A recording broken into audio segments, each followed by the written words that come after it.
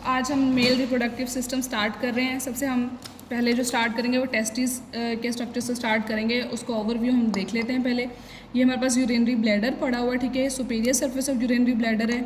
इसके इंफीरियरली हमारे पास पड़ा हुआ है प्रोस्टैटिक ग्लैंड। प्रोस्टैटिक ग्लैंड की हमारे पास जो बेस है वो यूरिनरी ब्लैडर के साथ कनेक्टेड है, और उसका जो इंफीरियर पार्ट है वो इसका एपिक्स है, जो हमारे पास यूरोजेनिटल डायफ्राम के साथ कनेक्ट होता है, ठीक है।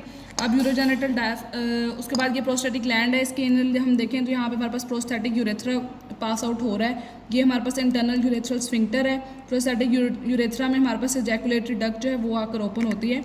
अगर हम यहाँ से इसका पाथवे देखें टेस्टिस में से, ये हमारे पास टेस्टिस है, ठीक है। ये हमारे पास एपिडिडिमस है और ये वास डेफरेंस है।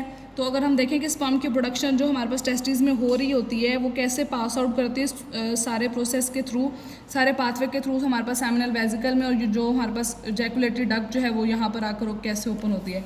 तो हमारे पास टेस्टिस को एक कैप्सूल जो है वो कवर कर रहा होता है। इसको हम कहते हैं ट्यूनिका एल्बोजीनिया। ट्यूनिका एल्बोजीनिया हमारे पास सेप्टा सेंड करेगा इनसाइड, और टेस्टिस को इनसाइड लोब्यूल्स में डिवाइड कर देगा। इन ईच लोब्यूल हमारे पास सेमिनेफ्रस ट्यूब्यूल्स पड़ी होती हैं 1 2 3, ठीक है। सेमिनेफ्रस ट्यूब्यूल्स एंड पे स्ट्रेट डक्ट्स बन जाती हैं और हमारे पास एक नेटवर्क बना देती हैं जिसको हम रीड टेस्टिस बोलते हैं। रीड टेस्टिस से हमारे पास इफ्रेंट डक्ट्यूल्स निकलती हैं, और इफ्रेंट डक्ट्यूल्स हमारे पास एपिडिडमस का हेड बनाते हैं। उसके बाद बॉडी, एपिडिडमस की बॉडी, उसके बाद ये एपिडिडमस का हेड है, ये एपिडिडमस की बॉडी है। उसके बाद टेल एंड से हमारे पास वास डेफरेंस निकलती है, ठीक है। ये भी मस्कुलर ट्यूब है। उसके बाद terminal portion of vas deferens हमारे पास एम्प्यूला बनाता है। सेमिनल वेजिकल से भी एक डक्ट निकलती है और एम्प्यूला, ये दोनों मिलकर हमारे पास एजैकुलेटरी डक्ट बना देते हैं, जो कि हमारे पास प्रोस्टैटिक यूरेथ्रा में ओपन होती है।